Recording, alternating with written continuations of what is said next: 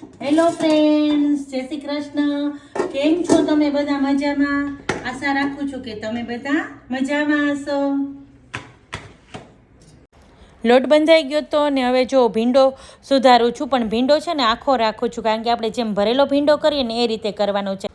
હવે ભીંડો સમારીને સાઈડમાં મૂકી દીધો છે ને હવે આપણે બનાવવા છે ખમણ ઢોકળા. તો ખમણ ઢોકળા માટે મેં ચણાનો લોટ લઈ લીધો છે, બતાવ્યો એ વાટકી, અને સામે મેં પોણી વાટકી દહીં લીધું છે, અને આમાં સ્વાદ પ્રમાણે મીઠું નાખું છું, હળદર નાખી છે, ખાંડ નાખી છે, અને આને ચલાવી લેવાનું છે. અને પછી આપણે એમાં 2 ટીપા જેટલું કે 1 ચમચી જેટલું તેલ નાખવાનું છે, અને આને એકદમ ફેટી અને મૂકી દેવાનું છે સાઈડમાં, અને આને 10 મિનિટ રેસ્ટ આપવાનો છે. હવે જ્યાં સુધી એ થાય છે ત્યાં બીજું કરી લઈએ. તો જો ભીંડો આપણે કટ કરી લીધો તો એ હું તળી લઉં છું. તો 1 બાય 1 બધા બેચમાં હું ભીંડો તળું છું. હવે ભીંડો સરસ તળાઈ ગયો છે એટલે મસાલો કરી લઈએ. તો મસાલો કરવા માટે મેં લઈ લીધી છે કોથમરી અને બધા બેઝિક મસાલા, લસણવાળી ચટણી નાખી છે, લીલા લસણની કળી નાખી છે, આદુ મરચાંની પેસ્ટ નાખી છે. મસાલો રેડી થઈ ગયો છે.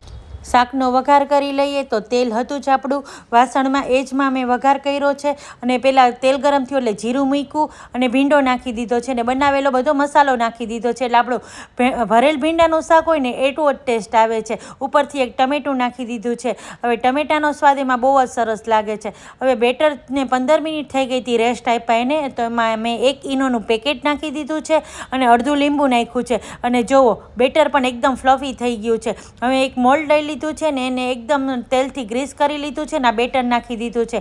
હવે બેટરને એકદમ સરસ ટેપ કરી લેવાનું, અને આ ગરમ પાણી મૂક્યું છે એમાં આપણે 20 મિનિટ સુધી ચડવા દેવાનું છે. હવે આ સાઈડ જો આપણો ટમેટું પણ સરસ ચડી ગયું હતું, એટલે આપણું ભીંડાનું શાક તૈયાર છે. તો એ સાઈડમાં મૂકી દઈએ.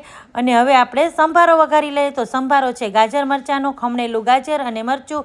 રોટલી માંડી દઈએ વચ્ચે. તો ચાલો, રોટલી ને સંભારો ને શાકને એ થઈ ગયું. ચેક કરી લીધું તો ખમણ પણ રેડી છે. હવે આને થોડું એવું ઠરે એટલે આપણે કાઢી લેવાનું છે. તો પહેલાં ચારેય બાજુથી આપણે છરી ફેરવી લેવાની છે, અને જુઓ ઠર્યું એટલે મેં કાઢી લીધું છે. ખમણ પણ એકદમ પરફેક્ટ થઈ ગયું છે, એકદમ જાળીવાળું ખમણ થયું છે. જો હું તમને બતાવું તો એકદમ સરસ ખમણમાં જાળીએ પડી છે, અને એકદમ પોચા રૂ જેવા ખમણ થયા છે. હવે આપણે વઘાર કરી લઈએ.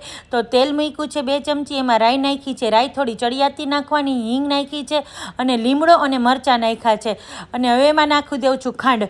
હવે આપણે જેવું જોઈતું હોય એ પ્રમાણનું ગળ્યું કરી લેવાનું છે. અને આને છે ને આપણે ઉફાણો એટલે કે ખાંડ ઓગળે ત્યાં સુધી આપણે પકાવવાનું છે પાણીને. હવે એ જ પાણી આપણે ઉપર છાંટી દઈએ. ઉપરથી ધાણા ભાજી છાંટી દીધી એટલે આપણા ખમણ રેડી છે. થાળી પીરસી લઈએ.